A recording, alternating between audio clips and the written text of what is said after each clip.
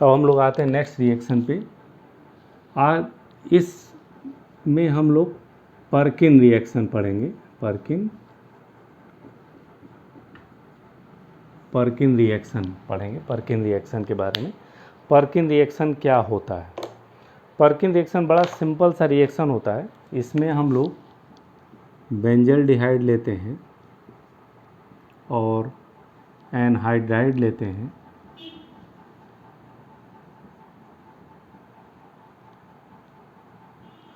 और बेस लेते हैं, साल्ट लेते हैं, और वो साल्ट जो होता है वो इस एनहाइड्राइड के एसिडिक पोर्शन के करस्पॉन्डिंग होता है। जैसे ये एसिटिक एनहाइड्राइड है तो एसीटेट का हम साल्ट लिए, ठीक। इसमें बनता क्या है,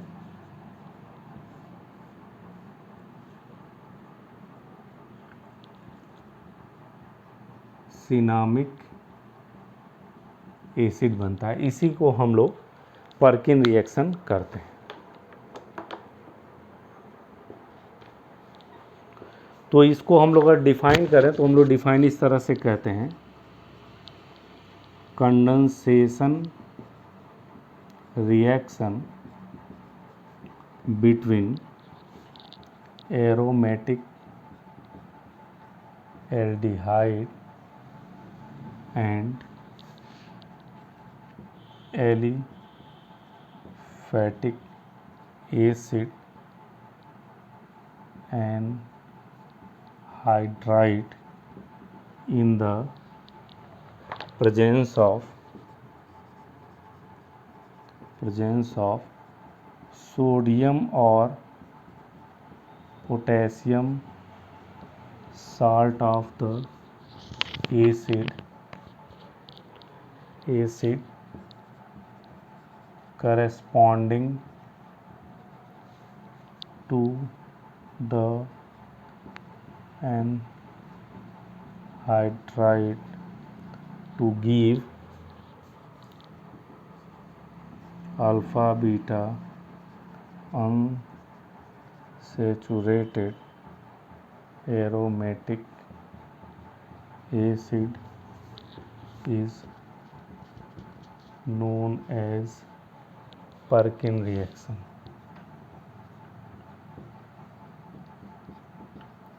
ये है पर्किन रिएक्शन, ठीक है। Condensation reaction between aromatic aldehyde and aliphatic acid anhydride in the presence of sodium और potassium salt of acid corresponding to the anhydride to give alpha beta unsaturated aromatic acid is known as Perkin. ये Perkin reaction कहलाता है। इसमें बस ये ध्यान देना है, ये जो एल्डिहाइड होगा ये एरोमेटिक होगा, एरोमेटिक एल्डिहाइड, और ये आपका एलिफैटिक होगा, और जो ये साल्ट होगा वो इसी के एसिड के करस्पॉन्डिंग ये साल्ट होगा, ठीक। तो ये सिनामिक एसिड बनता है। इसी को हम लोग पर्किन रिएक्शन कहते हैं। अब इसके हम लोग मैकेनिज़्म पे आते हैं। इसका मैकेनिज़्म क्या है, क्या इसमें ध्यान देना है इसके मैकेनिज़्म में। तो मैकेनिज़्म पे चलिए हम इसको मैकेनिज़्म देखते हैं।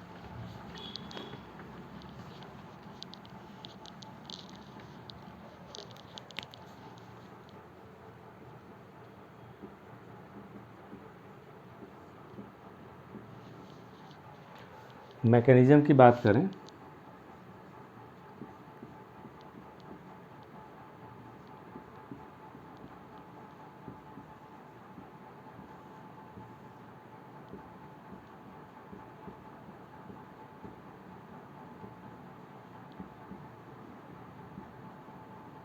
ये एनहाइड्राइड का इनोलेट बनाता है। ये बेस है, यहाँ से अपस्ट्रैक्ट कर लेगा, और अपस्ट्रैक्ट करा देंगे तो ये एक तरह से एनहाइड्राइड, इनोलेट ऑफ एनहाइड्राइड। तो अगर आपसे पूछा जाए कि कोई ऐसा एग्जाम्पल रिएक्शन बताइए, नेम रिएक्शन, जो इनोलेट ऑफ एनहाइड्राइड से प्रोसीड करता है, तो ये हो गया इनोलेट ऑफ एनहाइड्राइड। एनहाइड्राइड का इनोलेट है। फिर ये इनोलेट क्या करता है, एरोमेटिक एल्डिहाइड पे अटैक करता है। तो देखिए pH CHO minus CH2 C double bond O O C double bond O, ये बना।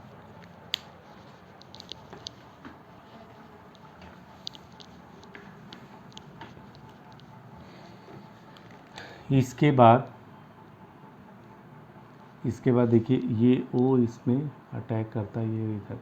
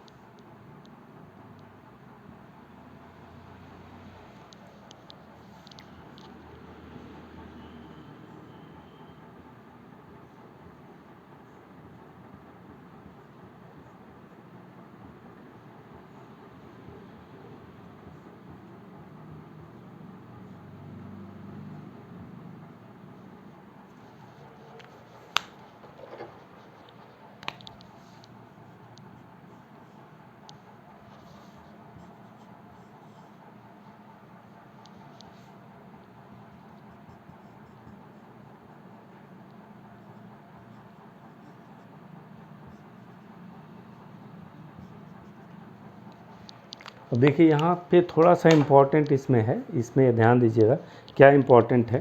पहली चीज़ ये कि यह रिएक्शन जो है वो साइक्लिक इंटरमीडिएट के थ्रू जाता है, मतलब इसमें साइक्लिक बनता है, 6 मेंबर साइक्लिक इंटरमीडिएट बनता है। ये सबसे पहली चीज़, जो नॉर्मल जो बुक्स होते हैं उसमें ये ओपन चेन में ही रिएक्शन दे दिया है, लेकिन ये साइक्लिक बनता है। जो सबसे इम्पॉर्टेंट चीज़ इस रिएक्शन का है वो है एसिल ट्रांसफ़र। वो क्या है सबसे इम्पॉर्टेंट चीज़? पहली चीज़, reaction proceed via formation of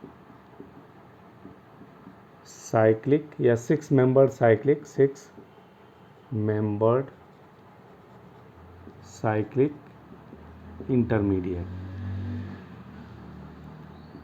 6 membered cyclic intermediate के थ्रू। दूसरा, the main step of this reaction is acyl transfer. The most important step is acyl group transfer. और हम बताएं आपको, यही एसिल ट्रांसफ़र ही रिस्पॉन्सिबल होता है इस रिएक्शन को होने के लिए, क्योंकि आप लोग ये तो बहुत अच्छी तरीके से जानते हैं कि कोई भी रिएक्शन जब होता है तो वो चाहता है कि सबसे स्टेबल इंटरमीडिएट वो बने। ठीक है, तो अगर आप ध्यान दीजिए थोड़ा सा इस इंटरमीडिएट के बारे में, ये इंटरमीडिएट, ये एल्कोक्साइड आयन है, एल्कोक्साइड एनायन इंटरमीडिएट। ठीक, इसके बारे में देखिए, ये क्या है? Carboxylate anion intermediate.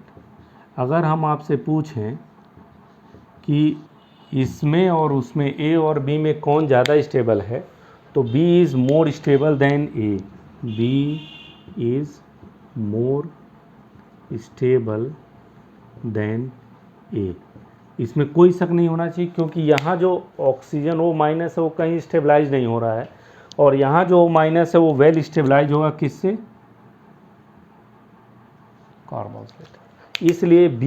इसलिए यह लेस स्टेबल इंटरमीडिएट ए मोर स्टेबल इंटरमीडिएट बी में कन्वर्ट होता है वाया एसिल ट्रांसफ़र। ट्रांसफ़र क्या हुआ? अगर आप ध्यान से देखें तो ये जो एसिल ग्रुप है, एसिल ग्रुप, यही ट्रांसफ़र हुआ है। और ये कहाँ से कहाँ ट्रांसफ़र हुआ? कार्बोक्सिलेट ऑक्सीजन से ये एल्कोक्सी ऑक्सीजन पे हुआ है। ठीक है, तो हम यहाँ लिख सकते हैं लेस स्टेबल इंटरमीडिएट ए converted into more stable intermediate किसमें, बी वाया एसिल ट्रांसफ़र। और एसिल ट्रांसफ़र हो कहाँ रहा है, कार्बोक्सिलेट ऑक्सीजन से कहाँ हो रहा है, एल्कोक्सी ऑक्सीजन पे हो रहा है। ठीक है, तो ये आपका बन गया। ठीक, अब यहाँ से जैसे यहाँ से दो पाथ हो सकता है यहाँ पे, या फिर हम एक पाथ से भी जा सकते हैं। अब वो पाथ क्या होता है, जैसे यहाँ से आप सीधे भी आप प्रोसीड कर सकते हैं, कोई दिक्कत नहीं है सीधे प्रोसीड करने में भी। और वो सीधे प्रोसीड कैसे हम कर सकते हैं, जैसे हम सीधे ना करके ठीक वैसे ही किया जाए। जैसे मान लीजिए कि हमने फिर से यहाँ पे एनहाइड्राइड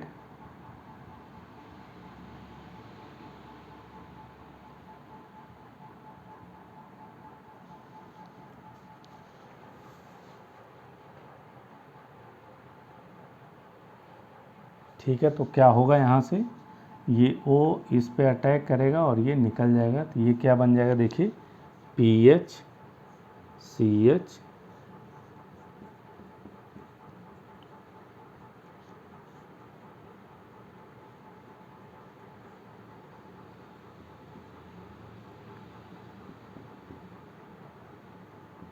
ये बना। ठीक, और उसके बाद देखिए जो ये निकला है CH3CO- निकला है ना, यहाँ से CH3CO- निकला है ना, वो CH3CO- इस हाइड्रोजन को फिर अपस्ट्रेट कर लेगा। तो ये हाइड्रोजन जब अपस्ट्रेट होगा तो ये निकल जाएगा, तो यहाँ डबल बॉन्ड आ जाएगा, यानी ये हो जाएगा PHCS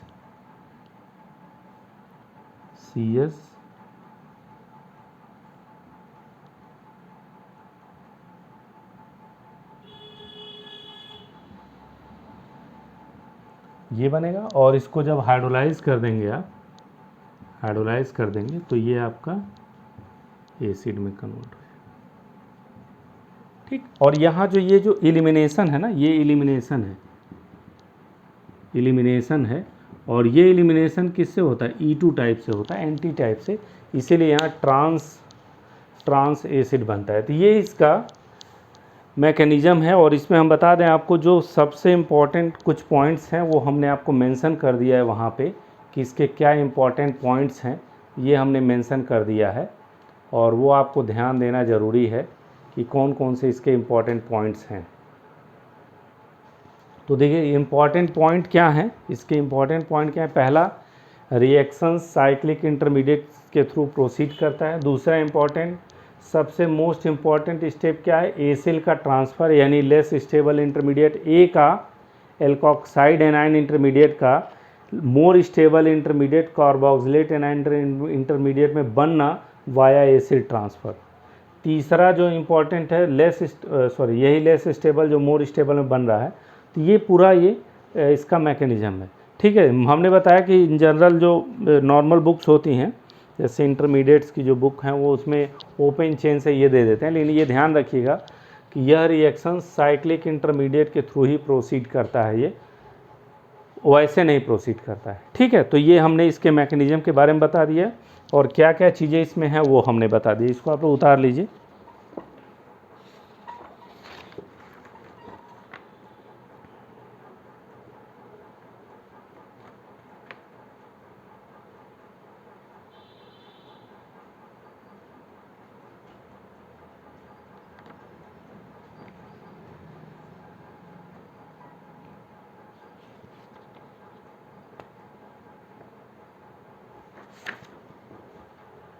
ठीक है,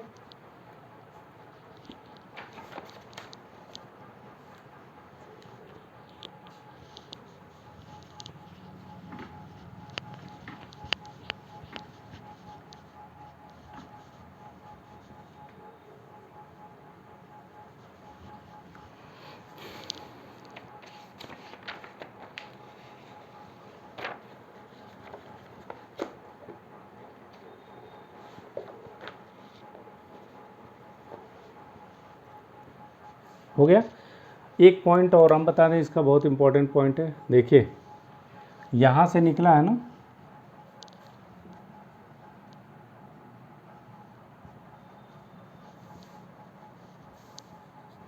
अगर आप ध्यान दें तो एक अल्फ़ा, जिस अल्फ़ा हाइड्रोजन से एक प्रोटॉन पहले स्टेप में निकल रहा है, उसी अल्फ़ा हाइड्रोजन से एलिमिनेशन स्टेप में भी हाइड्रोजन निकल रहा है।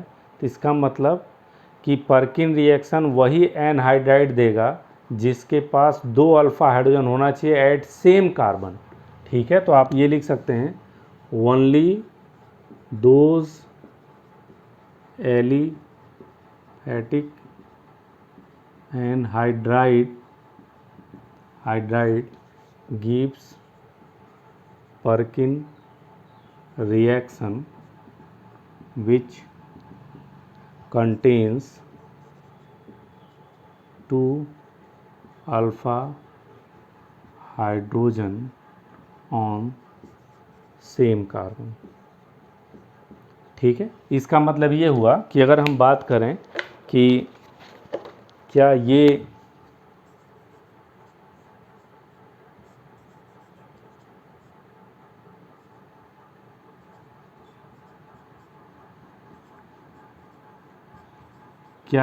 एनहाइड्राइड पर्किन रिएक्शन देगा, ये एनहाइड्राइड, तो ये एनहाइड्राइड नहीं देगा क्योंकि इनके पास एक ही अल्फा हाइड्रोजन है, इसलिए ये एनहाइड्राइड पर्किन रिएक्शन नहीं देगा। तो ये भी बड़ा इंपॉर्टेंट चीज़ है इसमें कि पर्किन रिएक्शन वही एनहाइड्राइड देगा जिसके पास 2 हाइड्रोजन हो। मतलब ये आपका दे सकता है। अगर और हम बात करें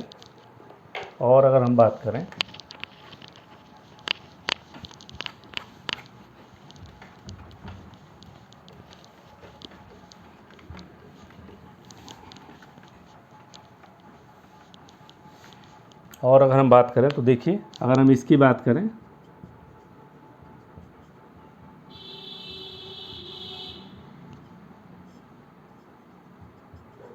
ये आपका देगा एनहाइड्राइड। क्यों देगा? इसलिए देगा क्योंकि इसके पास 2 अल्फा हाइड्रोजन है। ठीक, जिसके पास 2 नहीं होगा वो नहीं देगा, ये ध्यान रखिएगा। पर्किन रिएक्शन वो जाके वहीं एलिमिनेशन से पहले वाले स्टेप पे वहीं रुका रहेगा। ठीक है, तो ये भी ध्यान रखना चाहिए। जैसे ये पूछ रही, इस तरह से पूछ ले कि निम्न में से कौन सा एनहाइड्राइड पर्किन रिएक्शन नहीं देगा, तो ये आपको मालूम होना चाहिए कि कौन सा नहीं देगा। ठीक, नेक्स्ट जो पॉइंट है इसमें कि एरोमेटिक एल्डिहाइड ही हम क्यों यूज़ करते हैं, वाई एरोमेटिक एल्डिहाइड ही क्यों हम यूज़ करते हैं पर्किन रिएक्शन में। ठीक, only aromatic aldehyde are used in Perkin reaction to avoid aldol reaction. ठीक, तो हम पर्किन रिएक्शन में एरोमेटिक एल्डिहाइड क्यों यूज़ करते हैं, क्योंकि अगर आप पर्किन रिएक्शन में आप एलिफैटिक यूज़ कर लेंगे, एलिफैटिक एल्डिहाइड, तो एलिफैटिक एल्डिहाइड क्या दे देगा, एल्डोल रिएक्शन दे देगा। क्योंकि जो साल्ट है वो बेस की तरह बिहेव करेगा। जैसे सपोज करिए कि हमारे पास ये है, ये हमने लिया और हमने ये एनहाइड्राइड लिया और ये हमारा,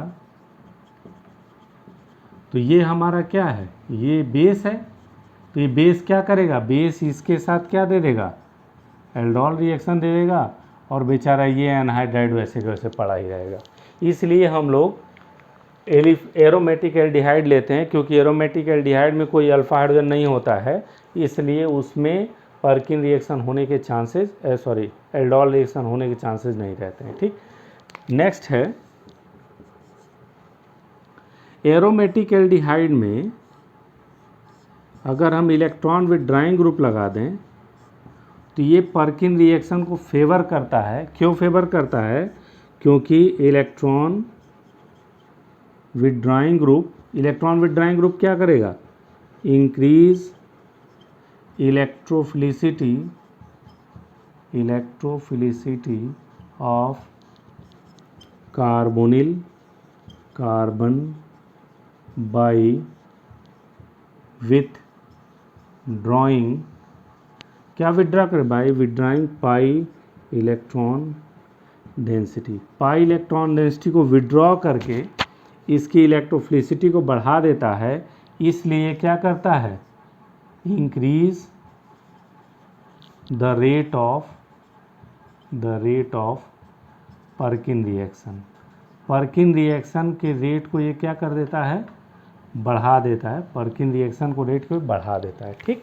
लेकिन वही अगर हम इलेक्ट्रॉन डोनेटिंग ग्रुप ले लें तो इलेक्ट्रॉन डोनेटिंग ग्रुप क्या करेगा, बताइए, इलेक्ट्रॉन डोनेटिंग ग्रुप क्या करेगा, ये इसकी इलेक्ट्रोफिलिसिटी को कम कर देता है, electron donating group decrease electrophilicity, और जब इलेक्ट्रोफिलिसिटी डिक्रीज हो जाएगी तो जो एनहाइड्राइड का इनोलेट बन रहा है उसका अटैक इस पर फास्ट नहीं होगा, और जब ये डिक्रीज हो जाएगा तो rate of reaction also decreases, ठीक। तो इसका मतलब ये हुआ, electron withdrawing group on aromatic ring favour the Perkin reaction and electron donating group on aromatic ring disfavour the Perkin reaction, ठीक है। तो ये बेसिक इसके पॉइंट्स हैं, ठीक है। एक पॉइंट और है कि क्यों हम लोग जो साल्ट यूज़ करते हैं, क्यों हमारा इस एसिड के करस्पॉन्डिंग ही होता है, एनहाइड्राइड के एसिड के करस्पॉन्डिंग ही साल्ट की यूज़ करते हैं हम। अगर सपोज करिए अगर हम ये साल्ट यूज़ कर लें तो क्या हो जाएगा, तो जैसे हमने क्लेजन एस्टर कंडेंसेशन में हमने आपको बताया था कि हम लोग जो बेस यूज़ करते हैं इथॉक्साइड मतलब एल्कोक्साइड आयन, वो एस्टर के एल्कोहलिक पार्ट के करस्पॉन्डिंग यूज़ करते हैं, और यहाँ जो हम यूज़ करते हैं वो किसके करस्पॉन्डिंग, एनहाइड्राइड के एसिड के करस्पॉन्डिंग हम यूज़ करते हैं। और जब एनहाइड्राइड के एसिड के करस्पॉन्डिंग इसलिए यूज़ करेंगे कि ये हो सकता है कि इस पर अटैक करके इसको हटा दे तो एनहाइड्राइड दूसरे तरह का बन जाए,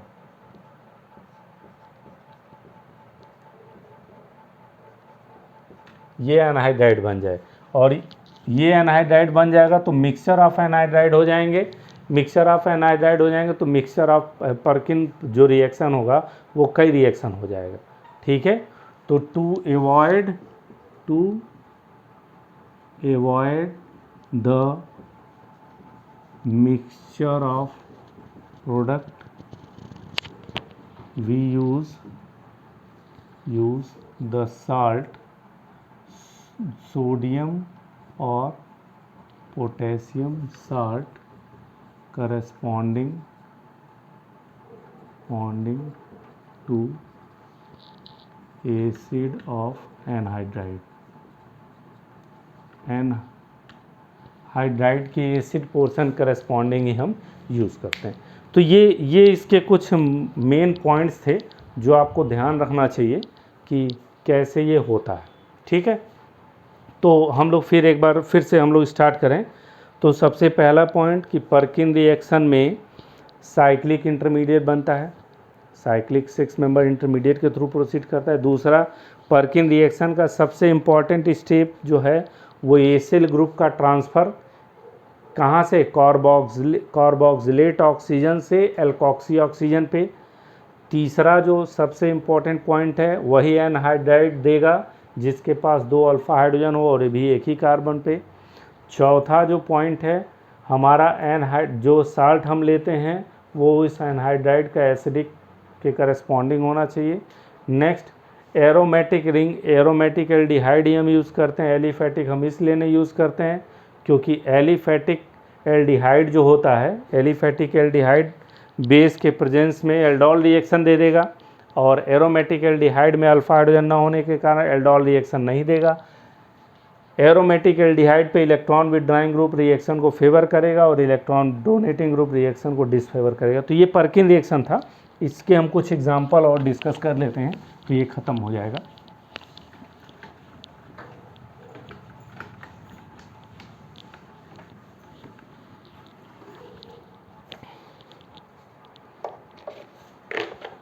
कुछ एग्जांपल्स हम लोग डिस्कस कर लेते हैं इसके।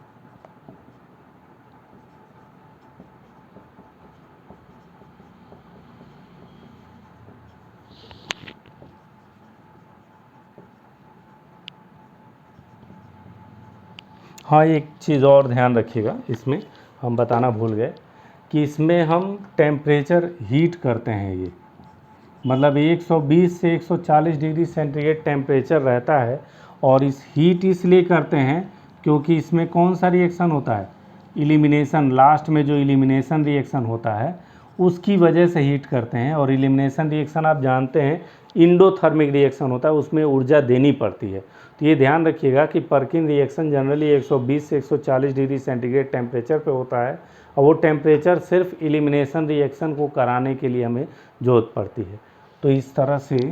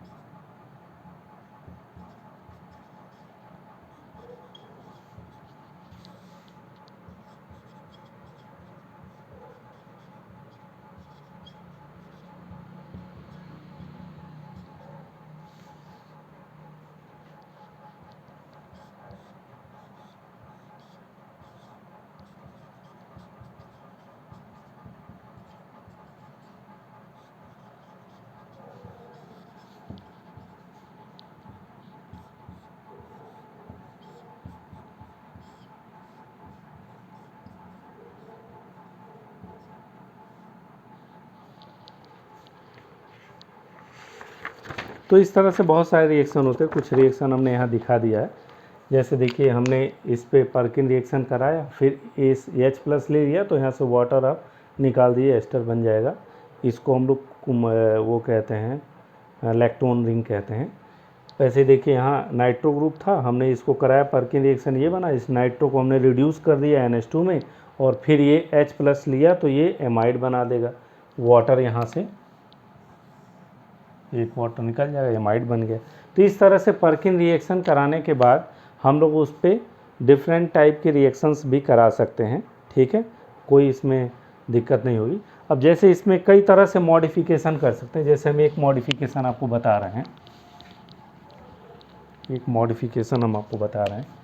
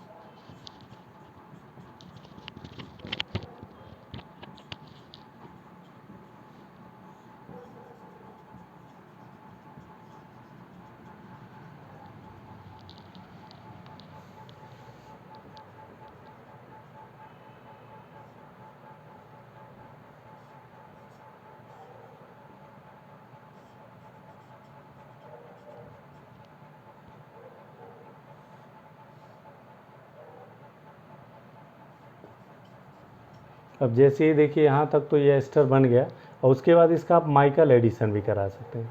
जो पर्किन रिएक्शन बनता है वो माइकल एक्सेप्टर बनता है। ये आपका क्या है, माइकल एक्सेप्टर है और बहुत आसानी से अगर एक माइकल डोनर या NH2 हम लिए हैं तो माइकल एडिशन करा सकते हैं। तो ये आपका बन जाएगा ऐसे, यहाँ पे एडिशन आप कराए हैं तो ये यहाँ से एक कार्बन इसमें कम कर दीजिए थोड़ा सा NH2, तो ये कार्बन, तो ये 1 2 3 4 5 6 मेंबर रिंग बन जाएगा ये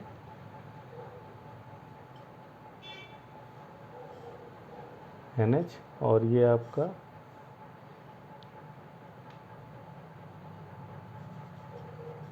ये बन जाएगा। ठीक, तो मतलब Perkin reaction followed by Michael addition भी आप कर सकते हैं। ठीक है, तो इस तरह से, क्योंकि पर्किन रिएक्शन में जो बन रहा है माइकल एक्सेप्टर है और अगर सबस्ट्रेट में ही माइकल डोनर हो तो इंट्रामॉलिक्यूलर माइकल एडिशन हो जाएगा। ठीक, तो आज हम लोगों ने 2 रिएक्शन डिस्कस किया, कल हम लोग आगे रिएक्शंस को डिस्कस करेंगे।